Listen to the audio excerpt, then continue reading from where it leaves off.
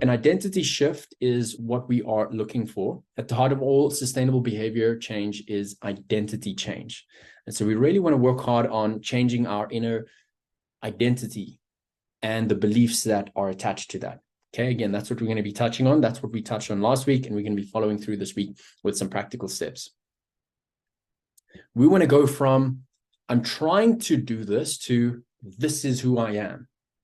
Big difference. In the book Atomic Habits, James Clear uses this example where with people who are trying to quit smoking, he says there's a very big difference in success rates of people actually fully transitioning into stopping to smoke is the difference between the language that they use, right? So some person might say, if they're offered a cigarette, no thanks, I'm trying to quit smoking. What's happening with that person is that they will still believe they are a smoker.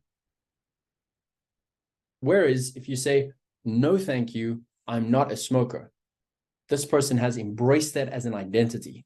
Which narrative or which approach do you think tended to have the best results? Sunday, we had Nakota's birthday party, and afterwards we went to go visit some family, and they were serving little pieces of meat, right? And we don't eat meat, right? And the reason for that is because we are plant-based or we are vegan or whatever you want to call it. And so when he offered me some meat, he said, hey, would you like some meat? You know, that same opportunity was there with me either saying, oh, no, thanks, I'm trying not to eat meat, or no, thanks, I don't eat meat, right? I'm not a meat eater. Okay, so I'm just emphasizing this because this is so profoundly significant when it comes to making lasting changes, right? And if you are here tonight, you are probably, you've definitely experienced or even are experiencing the challenges of actually making lasting changes and impact in your life, and especially obviously in your business as you seek to get more paid clients and build and grow your business so you can do what you love full time and change the world in your own unique way. How do you conquer self-sabotage and create lasting results in your coaching business? Step one, which we touched on last week as well, is we want to know or remember that the key to lasting results is not extra effort. In fact, we want to stop trying and we want to start being. And this is kind of what I've been speaking about. We want to go from doing to being, because success lies not in what you achieve, but in who you become. So you want to ask yourself, what is it that I want to achieve? And then ask yourself, who do I need to become to achieve that? So example, because we're speaking about coaching, get paid clients, building a business, etc. If you want to achieve $10,000 in your business, think about not what you need to do, but first and more importantly, who do I need to become? I used to jump on these mentorship calls with Paul Martinelli and the John Maxwell team. And I remember him saying once to me that, you know, we're speaking about some of these struggles in like getting to the next level and that kind of thing in my business.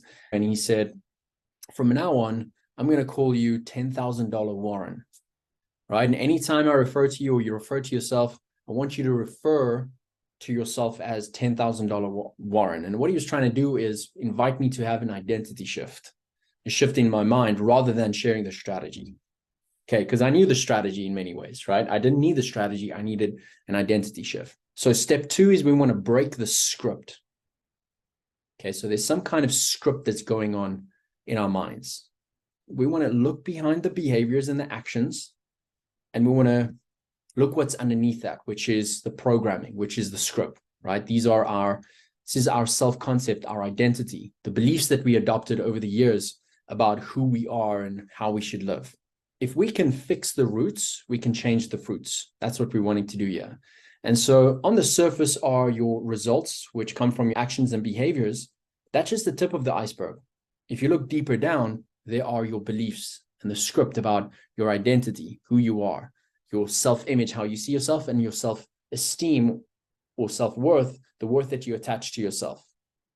And then the beliefs that come with that. So there are three main ways that we programmed.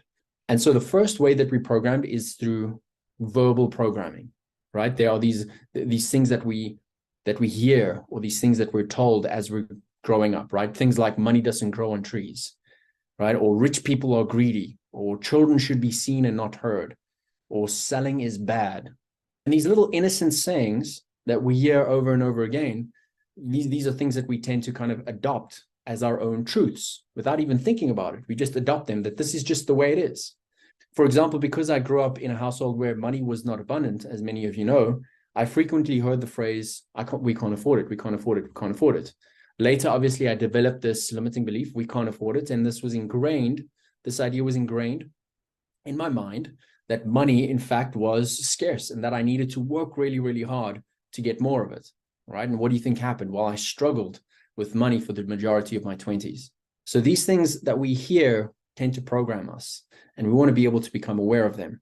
The other way that we're programmed is through modeling. So people that we see, right, and what we've seen in other people, different behaviors, that kind of thing. There are three main people that program us or even brainwash us. Firstly, our parents and our guardians. These aren't necessarily bad people with bad intentions. In fact, they have very good intentions, but sometimes, they've shared ideas with us that were passed on to them from their previous generation that, may have even helped them, I don't know, but don't necessarily serve us.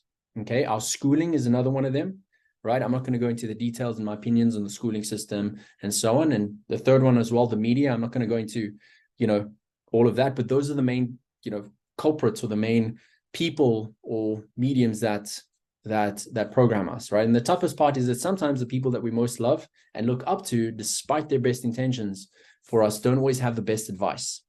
Yet they still give it, even if it is, right? And in many cultures, what we tend to do is, if we trust somebody, then we will listen to them and we'll take their advice, even if the advice isn't necessarily good. Third way that we programmed is experiences, right? We live in a broken world. Things happen to us that never should have.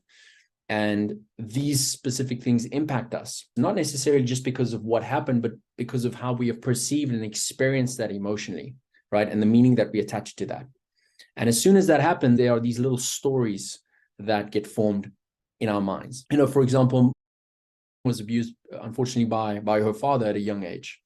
And so for her, the little file in her mind that says father on it, when that event happened, when she pulled the file out, it was rewritten with something else, right? So father wasn't loving, caring provider, but instead it was scratched out, and what was written, the meaning attached to it was now abuser, right? And so you can imagine with people that go through this, what is their relation? How does that impact their view of a father figure, or even a man, or even their relationship with God? So what we want to do, how do we change this, right? We need to first define or identify what is a specific narrative. We want to go to that specific file in our mind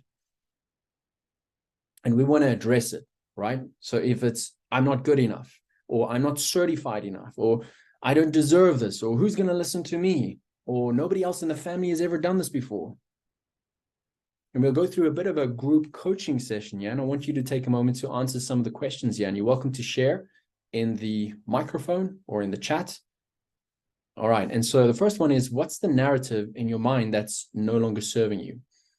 And what we're saying is, what's that one narrative? Because there's many probably, but what's that one narrative that's you feel is holding you back the most? You can't destroy what you can't define. You cannot destroy this little belief if you cannot define it. And if we can't define it, we'll continue to run our lives and we'll call it fate or luck, bad luck, or whatever the case may be. What's the narrative in your mind that's no longer serving you? You're welcome to share in the microphone. You're welcome to share on the chat.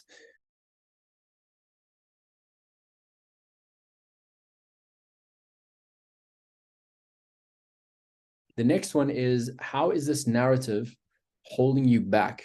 So what we're doing here is we are quantifying the impact and the pain, which humans are more motivated by than pleasure. It's important for us to pause and really address the pain of inaction, of not doing anything about this narrative. So how is this actually holding me back? Because it's not like we feel physical pain, right? If you wake up in the middle of the night and you have this massive headache and you can barely think straight and it's just so bad, you just want to go to the ER, you want to rush to the pharmacy or the doctor or something, that's like physically, it's this acute pain is driving you to action. But that doesn't really happen that much with the limiting belief, because it's something we can kind of deal with and go with. or live with, right? And that's what most people do. And so that's why it's appropriate and necessary for us to pause and say, well, how's this narrative holding me back, right? So let's say, for example, over here with this step, the narrative is, I'm not good at selling, right? I remember my mentor had that narrative when starting out. He just believed he wasn't good at selling. So what was the impact of this on his results when he was starting his coaching business? Well, it was preventing him from getting paid clients, building his business, making the impact that he wants to make, getting people enrolled on the journey, attracting serious paying clients, right? Well, what's the impact of that? If I hold on to this or don't do anything about this narrative, well, what if I just don't sell anything? What if I just, how will that impact my coaching journey and everything that I've invested in this, right? And then all of a sudden we start to see how big this problem really is. And now, it feels uncomfortable, but that is a gift because it's an opportunity to move to action.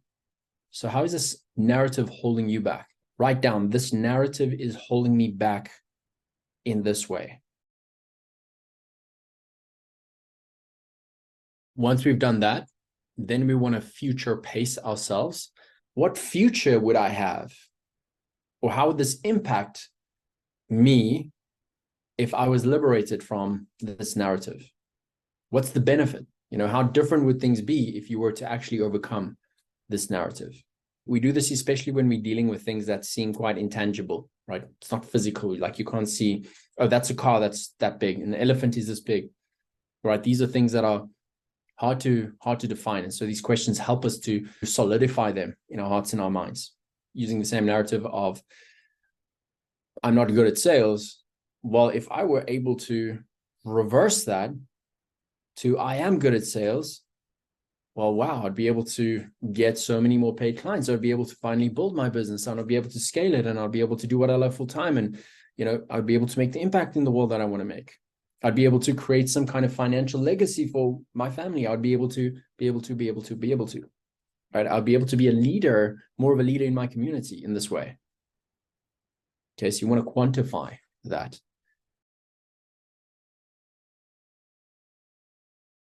Then you want to rewrite your script. So this is step 3. The greatest power, as I said, when starting out, I believe, is the power God gave us to think and to create. Because we create by thinking and to create our own story. Example is, I was this skateboarding, long-haired musician hippie before I started moving into, business and coaching and that kind of thing. And that was the identity that I had of myself. And I was looking at my story and I realized one day that this is not the story that I want to be writing for myself. This is not the story that I feel that I was meant to write. There's so much more that I could be writing, something so much more beautiful, something so much more impactful. And that's when I decided I want to change my story, starting with the character. And you get to do that. One of the best ways that we begin this process is through I am statements. So there are some statements like, I am focused, relentless, disciplined, kind, empathetic, etc. These are qualities and they're quite powerful. But what's even more powerful is, what is the identity of who you are? So what I'm going to do, and I think the simplest way for me to share this authentically, is just to share with you something quite personal. I'm going to get a little bit vulnerable as well with you here, as I share with you one of the journal entries or one of the pages in my journal of me wanting to reinvent myself, or as I'm continuing to reinvent myself to solidify these certain titles of who I am in terms of my identity and certain qualities attached to that act as a guide of where I'm headed and the trajectory that I'm on. All right. And it also helps me to follow through on the things that I have committed to do. And so one of the things I started doing was creating a new version of myself every year.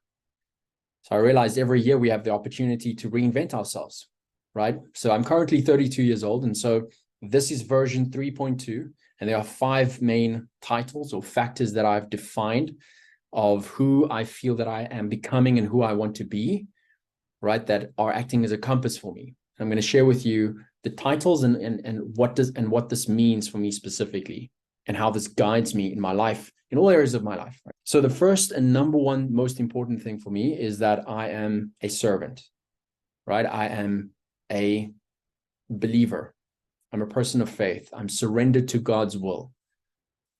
And so now, in any given moment, I can ask myself, in situations that require me to be a servant, I can ask myself, how would this identifier act in this situation?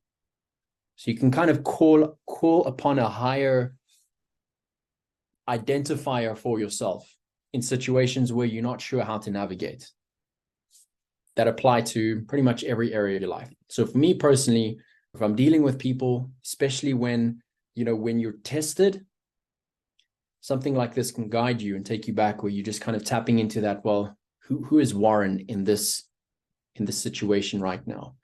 Something as simple as road rage. Somebody turns in front of you. If there's a really long line, if there's a crazy driver on the road and you're trying to get somewhere, right? That's an opportunity to call upon one of these identifiers, right? Or these titles. You can call upon, well, okay, who is Warren in this instant? You're dealing with a difficult person.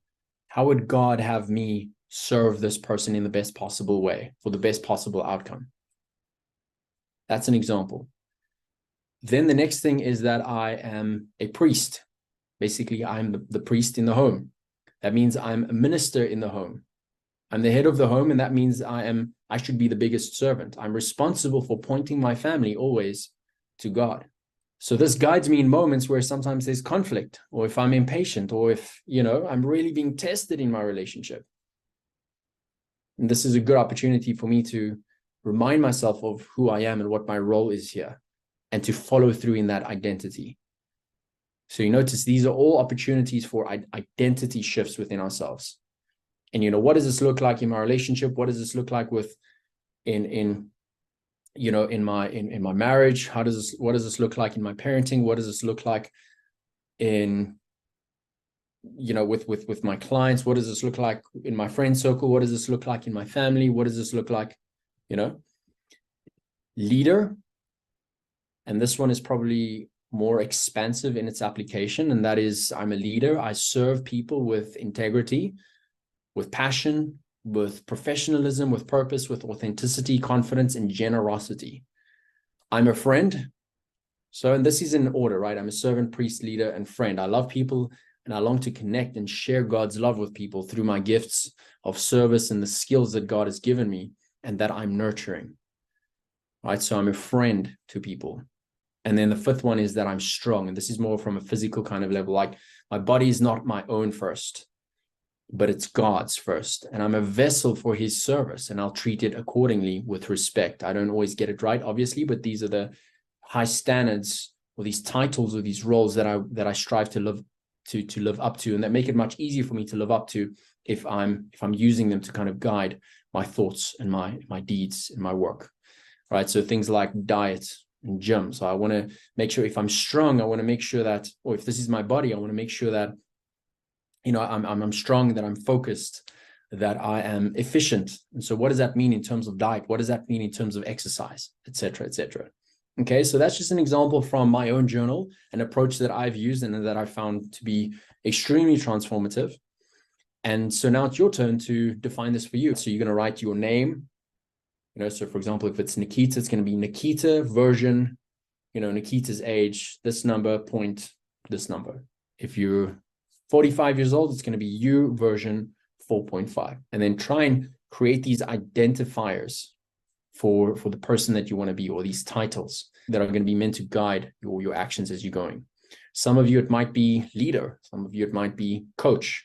For many of you, it's mother. Start this process, do this after the session. And of course, if you've done this, I encourage you to schedule out time to do this frequently, just to kind of continue writing those out, even on a daily basis, as you begin to craft this new identity of who you want to be and who you're becoming. It's who you're striving to be. This is how I'm defining myself. And especially, again, as we're on this growth journey of, being just normal people, let's say, to actually being coaches and being entrepreneurs, right? Being superheroes. we want to be able to define that as an identity. And that is going to make the action so much easier.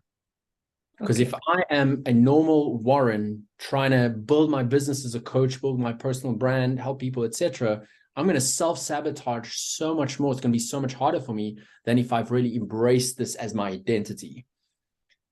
One of the big shifts for me that happened was when I was working with my mentor in the first year of me building my business and coaching, etc., was when he was helping me update my bios on the different social media channels and saying Warren L, coach, trainer, and public speaker, John Maxwell team certified, right? And I was like, whoa, wait, like, hang on, I'm not certified yet. Or like, that was that little virus that was like, whoa, wait, this feels unsafe. This isn't who I am. And I remember him saying, no, this is who you are now. You're a coach, trainer, and public speaker. And that was the moment that kind of clicked for me. I'm like, whoa, that's right. It sparked with me a completely different way of thinking. And now, because I was a coach, trainer, and speaker, well, what do coach, trainers, and speakers do? Well, they do ABCD. And so the actions were a lot more natural rather than trying to do those actions. Okay. Step 4 is action your script. Every action you take is a vote for the type of person you wish to become. One of my favorite quotes in the entire book of Atomic Habits by James Clear is this one. Every action you take is a vote for the type of person you wish to be. So you can do all of this imagining stuff and using your mind and all of these kind of things, but ultimately it's really the action that solidifies these new beliefs and this new identity. So once we have reprogrammed or rewritten our identity and the beliefs in our minds, and we've identified the ones that aren't serving us and flipped that around, now it's time for us to implement, to take some kind of action on this new belief. So we want to ask ourselves, what actions do we need to act out to solidify these new beliefs and this new identity? What does this actually look like moving forward? Right? What do entrepreneurs do? Right? Well, part of what they do is they sell, for example. And so what does that mean? Well, it means that in my daily schedule, my weekly schedule, selling is a key part of what I need to be doing to turn over a profit, especially as a one-person business, at least for now, as you're starting out. That's an example. I can try and change my mind and my identity and shift to the identity of a coach and entrepreneur as much as I want, day in and day out, and I can try and manifest and all of this good stuff. But if that is not supported with action, it's just going to fade away. And in fact, it's going to embed in my mind that I'm somebody that just thinks but doesn't really take action and follow through and do. And so that's step 4. Number 5, stay close to the fire. Right? You become like those who you surround yourself with. We already know this.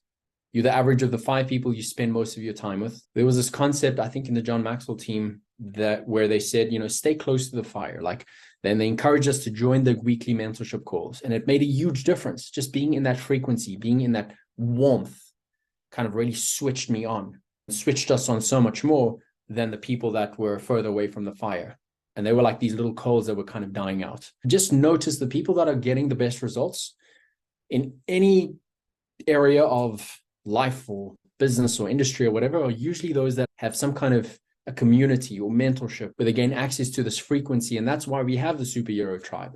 And that's why we have these weekly Zoom calls. I could just shoot the videos and then just upload them to the course, but then we wouldn't have this opportunity to connect, to draw near to this fire. Okay, so the key question here is, are you close to a burning hot fire at the moment? And how often are you checking in to that fire? And if not, what needs to change? What needs to change in my environment? That's really what we're speaking about here. And then the last one is to schedule a funeral. For who? For your old self. Sometimes we struggle to step into who we want to be and can be because we're too attached to who we've been. And sometimes it's because we haven't truly let go and said goodbye of our past selves. One of the things that I did as I was transitioning into, being a coach and entrepreneur, etc., and being, changing from being a full-time musician, was I stopped playing guitar completely. Now, I'm not prescribing that. I'm not saying that's necessarily necessary. I'm just saying from my experience that that's one of the things that I felt was necessary for me personally at that stage. And I even got to a point where I sold all of my guitars, and some people I think I was crazy, and I posted a few tunes or songs or melodies that I created of my own on social media. And this was like a goodbye tune for the guitar that I was selling just before we were headed over to the US. And a lot of people were like kind of in uproar about this, especially people who knew me, because they're like, what do you mean? No, you know? And for me, that was a way for me personally to leave that behind in a sense. Now that was quite drastic. And again, for those listening live, and obviously for those listening to the recording again, I do not recommend you like selling your stuff and throwing things away and that kind of thing. It's just an example to kind of demonstrate what I mean, right? And everybody's, personal growth is personal, and everybody's going to be navigating this in a different way. But one of the things you do want to do is really let go of this past kind of version of yourself, especially the parts of that version of yourself that aren't necessarily serving you or holding you back from, moving into this next phase. Put it in your calendar. And I encourage you to do that, like put it in your calendar as in right now, when you will be scheduling a funeral for yourself or your old self. And then I challenge you to let me know on the WhatsApp group, when you have scheduled that. All right. Are you up for that challenge? Okay. Nikita, great stuff. Pascal said she already did it once. Okay. All right. Good. Okay, cool. So Nikita, Yasmina, and Bushra, you're going to send me on WhatsApp, you're going to send on the group when you're scheduling this funeral for yourself, and also maybe share a little bit why you're doing that so that people aren't super confused. Imagine. All right. And so if you have any questions, feel free to just share on the group, or if you want to ask me something personally, you're welcome to do so. That's it for now. Good afternoon to Nikita. And for the rest of us, I believe good evening. Have an amazing rest of the week. And as always, keep taking the next step, and I'll see you next week. Take care, everyone. Goodbye.